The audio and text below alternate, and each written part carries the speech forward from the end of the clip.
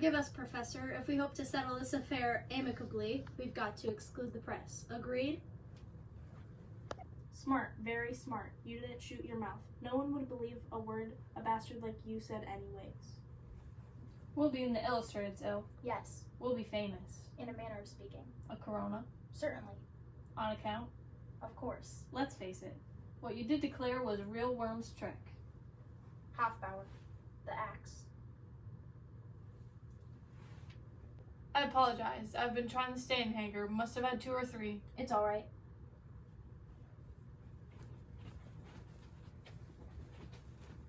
I wanted to help you, but they shouted me down, and you didn't want my help either.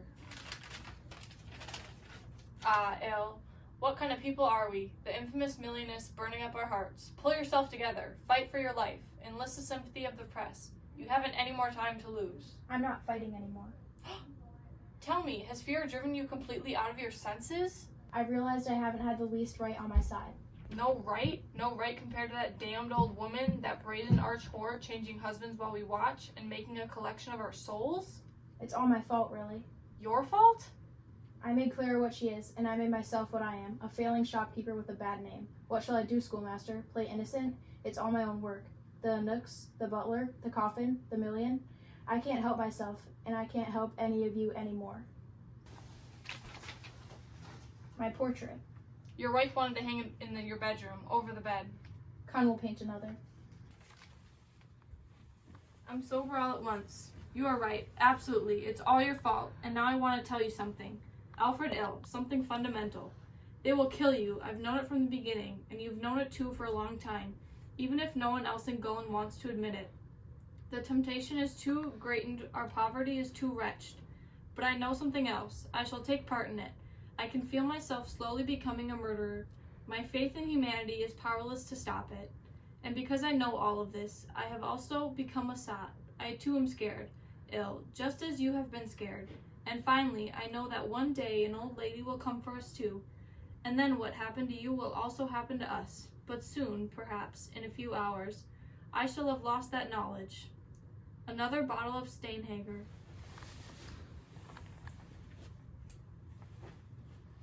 Put it on my account.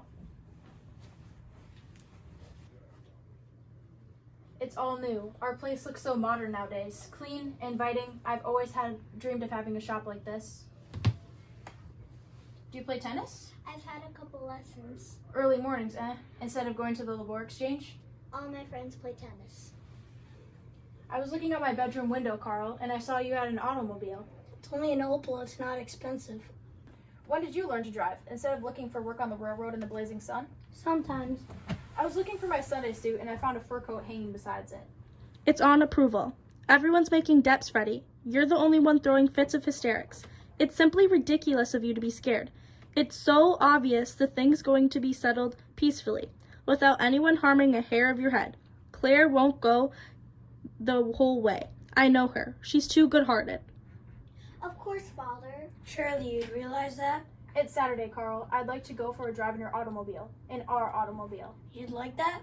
Put on your best clothes. We'll all go on a drive together.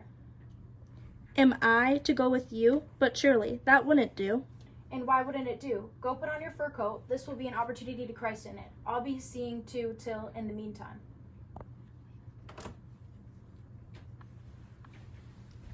Good evening, Il. Don't let me trouble you. I'll just have a quick look around. By all means. Brought you a gun. Thanks. It's loaded. I don't need it. There's a public meeting this evening in the Golden Apostle, in the auditorium. I'll be there. Everyone will be there. Dealing with your case, we're under a certain amount of pressure. That's what I feel. The motion will be rejected. Possibly. People make mistakes, of course. Of course. In such a case, Il, would you then submit to the judgment, since the press will be present? The press? And the radio and the television and newsreel cameras. Very ticklish situation. Not only for you, for us too. Believe you me, we're famous as the old lady's native town. And also because of her marriage in the cathedral here. So now they're going to run a commentary on our ancient democratic institutions. Are you making public knowledge of the lady's offer? Not directly. Only the initiated will grasp the full meaning of the procedure. The fact that my life is at stake? I've let a few hints leak out to the press that Madame Zachanassian may. That's just a possibility. She may make an endowment and that you, ill, as her childhood friend, will have negotiated that endowment. Of course, it's well known by now that you in fact were her childhood friend. This means that so far as appearances go, you'll have an absolutely clean record. That's kind of you. To be quite frank, I didn't do it for your sake. I was really thinking of your fine, upright, honest family. I see. You've got to admit, we're playing fair with you. Up to now, you've kept quiet. Good. But will you go on keeping quiet? If you intend to talk, we'll have to settle the whole business without a public meeting. I understand. Well, I'm glad to hear an open threat. I'm not threatening you, ill. You're threatening us. If you talk, we'll have to act accordingly first. I'll keep quiet.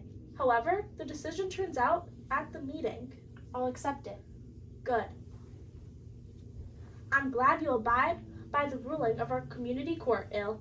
You'll still have a certain glimmer of honor in you. But wouldn't it be better if we didn't even have to call on that community court to assemble? What are you trying to say? When I came in, you said you didn't need the gun. But now, perhaps you do need it. We might then tell the lady we had brought you to justice. And that way, just the same, receive the money. You can imagine the sleepless nights I've spent on that suggestion. But isn't it your duty as a man of honor to draw your own conclusions and make an end of your life? If only out of public spirit and your love for your native town, you're well aware of our wrenched privations, the misery here, and the hungry children. You're all doing very well. Ill.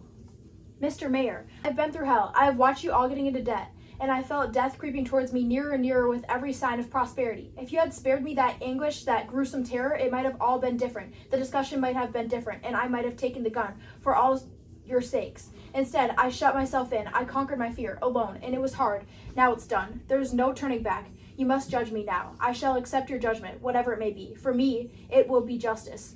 What will it be for you? I do not know. God grant you will find your judgment justified. You may kill me. I will not complain, and I will not protest, nor will I defend myself, but I cannot spare you the task of trial. Pity, you're missing a chance to redeem yourself and be more or less decent human being. I might have known it was too much to ask for. Match, Mr. Mayor?